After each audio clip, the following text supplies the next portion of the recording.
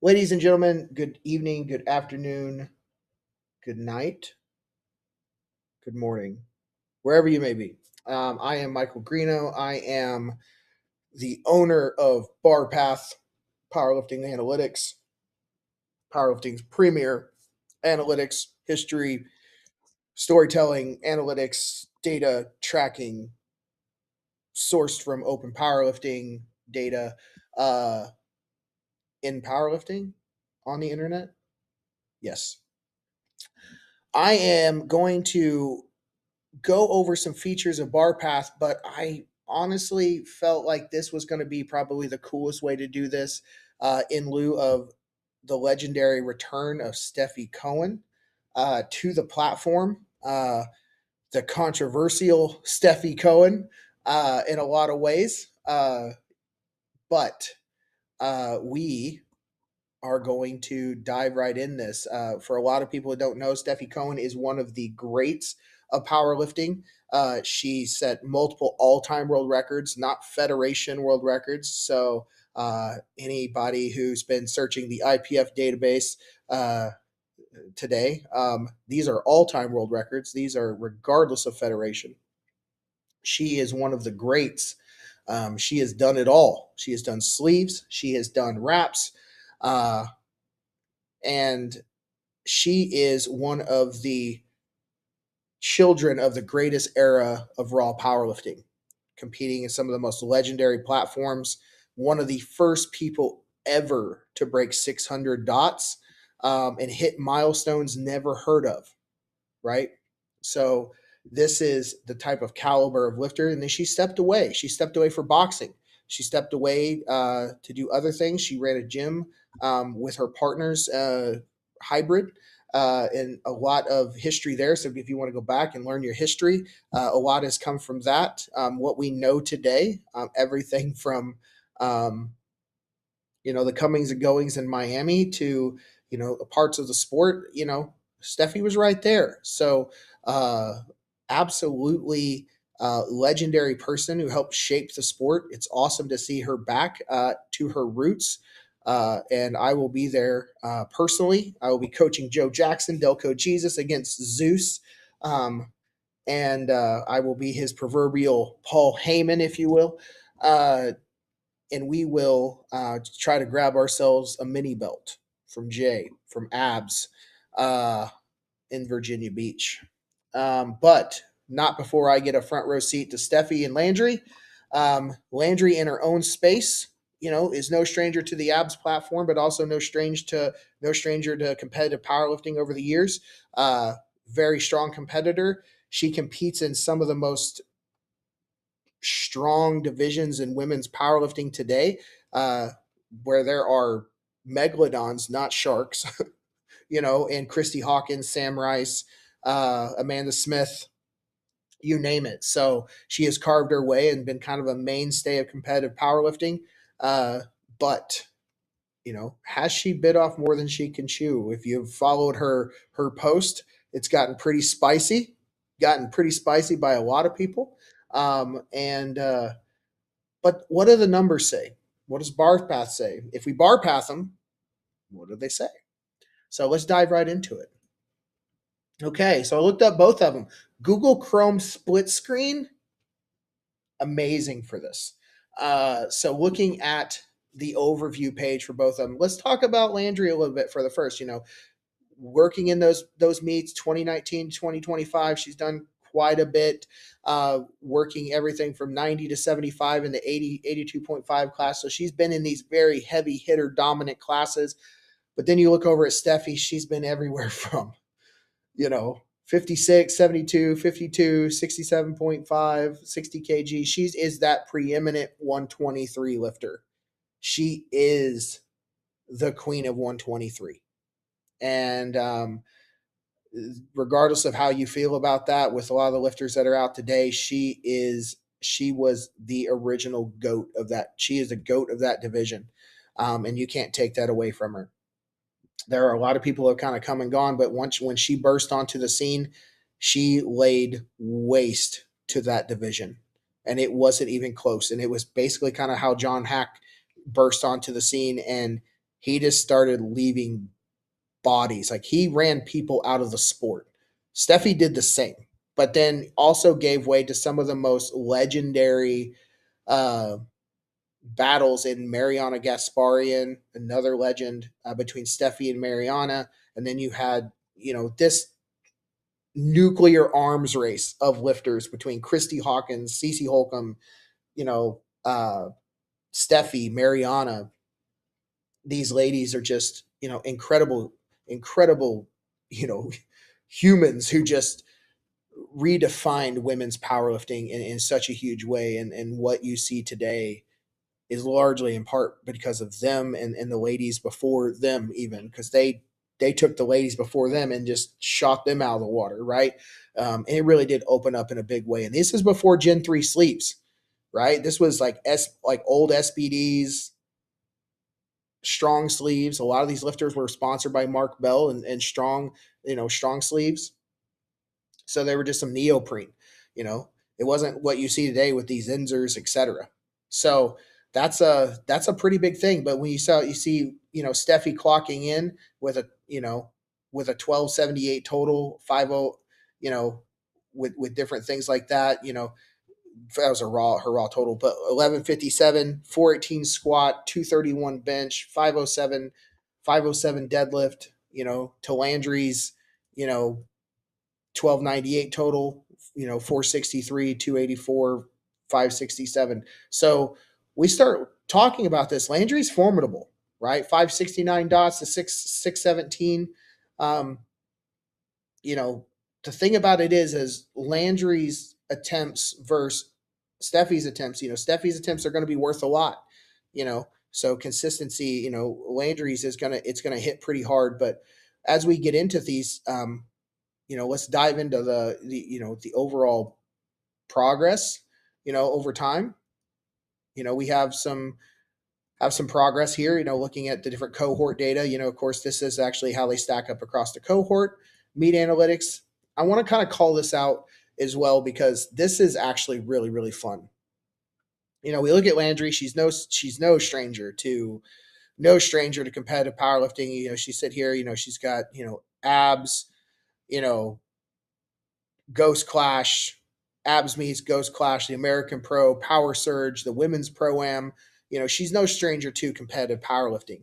But then you look at Steffi, right? In her absence, but what type of lifter was Steffi, right? Like Raw Nationals, Raw Unity, Raw Nationals, Boss of Bosses, Reebok record breakers, uh, California Elite Training Center, which is the Kern, Boss of Bosses, Record Breakers, Kern US Open, one of the most legendary meets ever done. Um, you would this meet you would see these two people square off, Steffi and as you would know today, her name is Jessica House. That was a great, great showdown, by the way. One of the first times I ever got to see Jess, and I knew that she was going to be someone in the sport that was literally going to just change it, and she's awesome. But more stories about that. I'll let her tell that story. It's something, but uh, that was a slug. That was a battle. That was a slugfest. That whole meet was just it was something. I was coaching JP Price at that meet. So, but you look at these are just legendary meets. This was the golden age of powerlifting. This was powerlifting. It was crazy. What you see today, this was these were the animals. The animals were at these meets. Steffi was standing among them. you know. So to get into some of those and that particular thing is to stay on Steffi for a little bit, but look at her, her attempt success rate, 88%, 82%, 76%. And guys, these meets were not just like horribly judged. They were judged incredibly tight. During this era of powerlifting, there was a lot a policing of standards and records. Um, and that was largely on part to, the Garrett Fears, the JP Prices, the Jason Mankinoffs. Like, there was some really, really big scrutiny, and people wouldn't show up to meets and stuff because of the crappy standards and things like that. So uh, there were some pretty tough standards back then, and they deserve their credibility. These meets had a very high degree of credibility. So to be hitting these numbers speaks to the consistency of what Steffi has. If you look at it, just attempt 1 and 2, they're ice cold, right? They're just on. And then a third, she misses her third. So she's hitting, she's missing 71% on her deadlift. Bench, she kind of looks like she falls off quite a bit. Steffi used to make some weight cuts. So this makes a lot of sense. Same thing with squat, but she's kind of hammering that 71% range, grip a little bit. I mean, again, she's just this little bitty feisty power nugget, right? Like, you can, Devontae Lewis and Jesus and big lifters like Rondell Kelly could probably, shot put Steffi. She's just this little nugget of muscles. I mean, she's strong and mighty, but she's tiny. Um, but yeah, so when you look at that, you know, we're looking at consistency. We're looking at a cold, calculated, lifter, right? That just kind of gets on the board and just keeps applying pressure and just does it through consistency, sets records over and over and over through consistency and precision and execution, right? Now you look at Landry on the other side, 66, 61, 74. Like, this tells a different story. It doesn't mean that it's bad. It just means that it's a little bit more polarizing, right? It looks, what picture does this like kind of like paint, where it's like 66%, she's 67%, 75%, her bench, is 92% on the opener. It means that on that squat opener, she's definitely a little unsure of herself on her first attempt, right? She's either getting depth calls or she's not feeling strong, or something to that effect. She's definitely needs to get on the board on that first attempt. That second attempt fares a lot better, and then that third kind of gasses her out, right? So areas of win conditions here for Landry going into this battle is get that first attempt. That first attempt means everything. So, right, she's going to try to apply pressure to that 463-pound PR. You know, she should probably open up a little bit lighter. Take that second attempt that she has such a great uh, power to hit and confidence to hit, because she's hitting that 3 out of 4 times, and really kind of fasten that to that first attempt. Really kind of hit this in stride, and which in turn would open up the third attempt to be less than a 5 and 10 shot. This all gets blown out of the water, mainly for the fact that if she's just opening up too heavy, and we'll get into that in a second. But if she's opening up too heavy, that could probably produce some, inconsistencies in the space. Bench, it kind of gets to that phase where we start talking about meat conditioning and speed. You just kind of see it falling off. She hits that opener, she kind of starts falling off really hard on the bench. And deadlift kind of is her bread and butter, but again, kind of follows that same track. She just seems to open up pretty heavy, would be my guess. And she kind of, her story from this right off is this seems to be aggression. She has a form of just kind of pure aggression, and she just opens up heavy, and she's all gas, no brakes. So let's dive into that and see what that's about. So, pro stats. So, pro stats is for pro members of Barpath. Quick little plug. Subscribers get this tab, and you get to see all kinds of cool features that are getting added all the time. So, let's dive into a couple of these, and let's just really see um, what that says, right?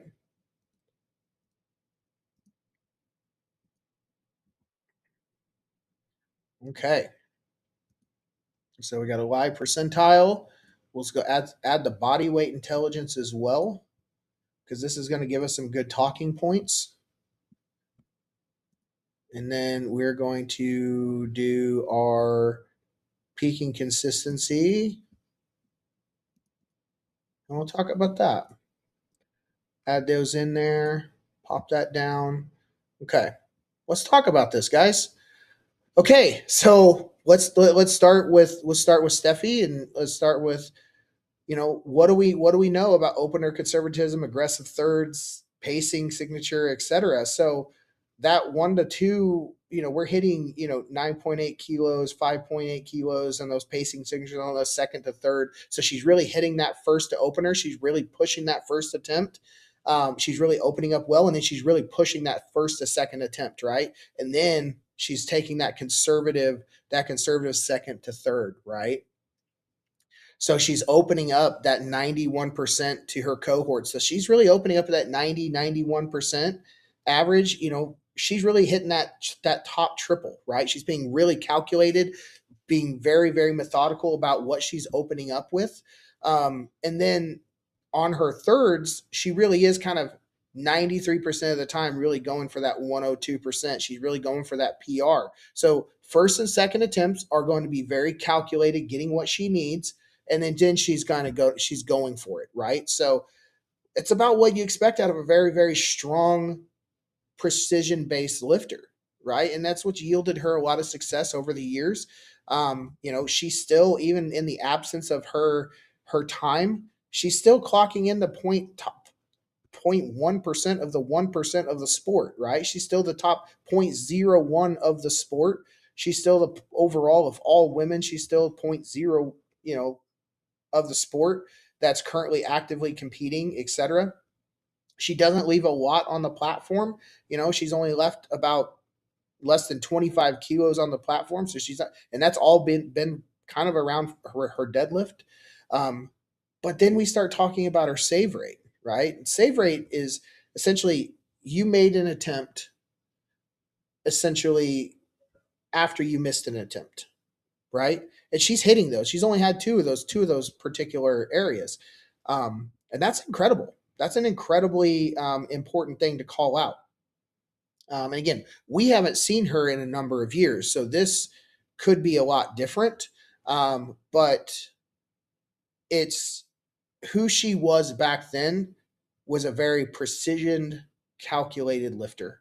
She's very precise, and coached really well in that space. Body weight comparison, if you look, she hits that 54 kilo best dots. She's averaging that 55.5. She's ranging through it. She's been, where she's at in her overall, like, what her weight has been. Whether it be, the top of her weight classes, or the, like, where she's cutting, where she's coming at as far as the weight class goes. She's really at her strongest at that, right around that 55 kilo mark. So if she comes in heavier, or if she comes in around this, she's very dangerous. Very dangerous, right? She hasn't got to cut. She ain't got to do anything. She's very powerful. Even her cuts, I don't think her cuts were very big historically in the past. I think they were like 5 pounds, but that's a lot for a smaller person. But, if she's hammering that, she's really, really, really, pushing into that space. So super, super important. Um, but compare, as we sit here and compare Landry, so we said that, Steffi was probably a person of precision, but when we said that Landry was probably a person of aggression, and that really does track. It really does. Opener conservatism. She's clocking in like 93%. So she's really kind of in between that first and second attempt range. She's coming in a little bit heavier, and then pushing it. And then if you start looking at, what's kind of left out there and left on the platform, etc. I didn't think I added her pacing signature. So, but we sit here and we look at a pacing signature. Her first to second is pretty heavy.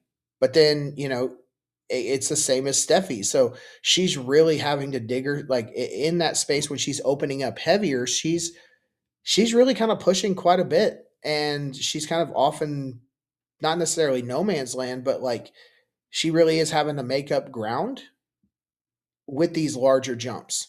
So she's making these larger jumps, and not because she's a bigger competitor. It's because she's opening up heavier, and she's having to, she's 7 of 17 missed attempts. So she's got quite a few missed attempts, and she sits at 41% of those. So she's not necessarily hitting all of those missed attempts. So these correlate in a lot of ways where she's having to dig herself out of a hole and really trying to, push that out a little bit. I put the bond postmortem on there. They both bombed out. It's not really a big deal. But then you start looking at, Landry's competed a lot more than Steffi over the last years, 12-6 versus 6-7, 6-7. But 267 kilos left out there is a lot. That is a lot. So we missed a lot. We've missed a lot of attempts. And now we look at the body weight intelligence as we kind of go down. Now, this is going to be a little bit of a misnomer because, again, Steffi hasn't really competed a lot in the last 5-6 years, right? She hasn't really done much. She stepped away. But we can draw some comparison. She's competed, a couple times here and different things like that. We look at her rap schedule, which is it's arguably a little bit more aggressive. She is no stranger to the first part of the year. Like, this was her competition window when it came to competing. Her competition window was this or the fall, right? Because she's a fall spring lifter. So she's in this kind of tracks as well. So she's fall spring, where we start looking at Landry a little bit.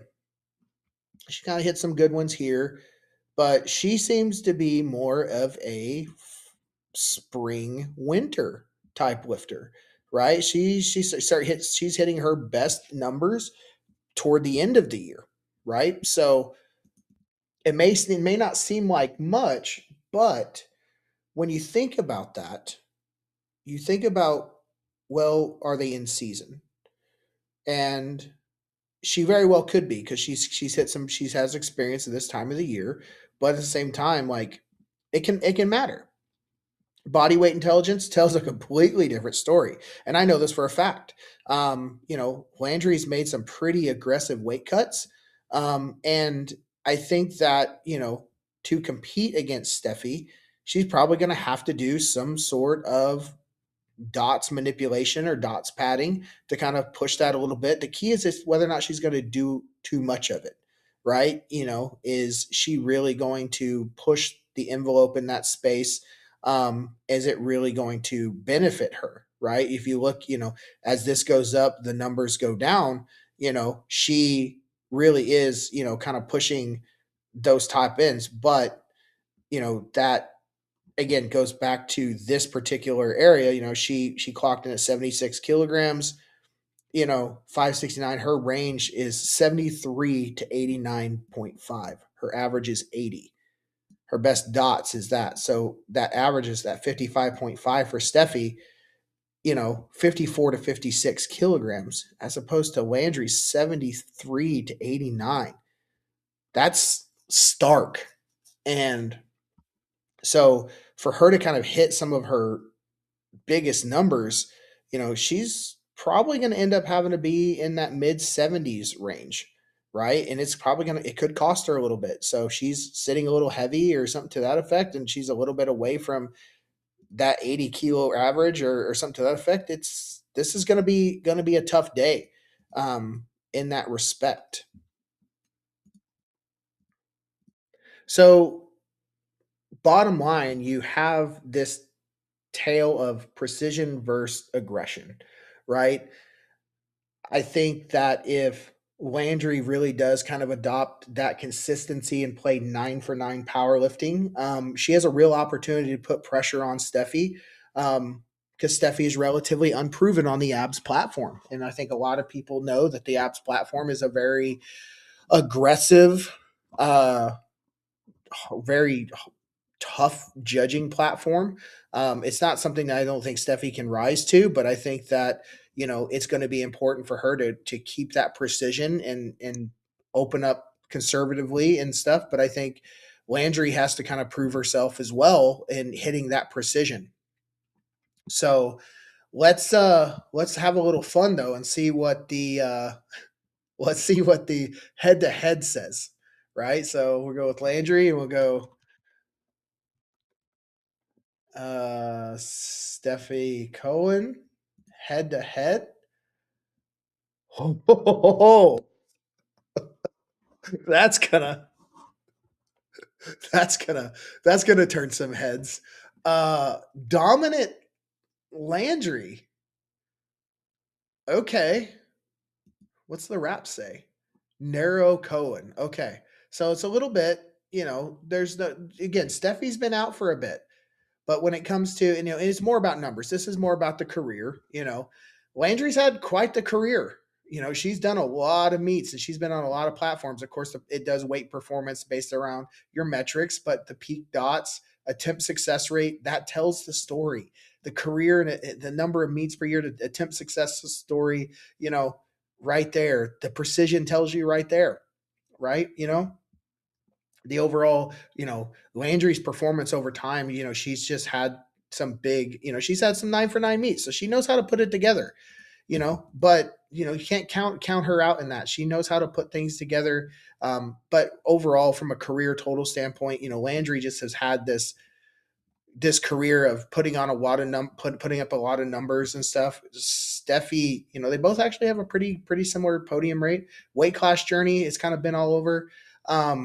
Both have bomb outs and stuff, but the thing about it is you can't deny that Steffi just her dominance in the sport is unrivaled, and this was kind of fun to see because I think what this basically just says, Landry's been pushing into the sport pretty hard, and she's been swinging her hammer while Steffi's been gone, and that's what's lended her this. So it just you kind of details everything out, and you just see that Landry's really kind of pushed into the sport. Um, so who wins? Who wins? Who wins? Um, I think if you see the Steffi of old, I think you see the calm, precision, fiery, all-time world record holder that is Stefi Cohen. I think it's going to be a tough day for Landry. I think Steffi in the past has proven herself uh, time and time again. She can hit standards. You look at her training, and sometimes her training is not as indicative um, of what she's capable of doing on a platform. And she shows up, and she is a meet day lifter. Landry, I think, she's aggressive, she's strong, but I think sometimes she kind of gets in her own way.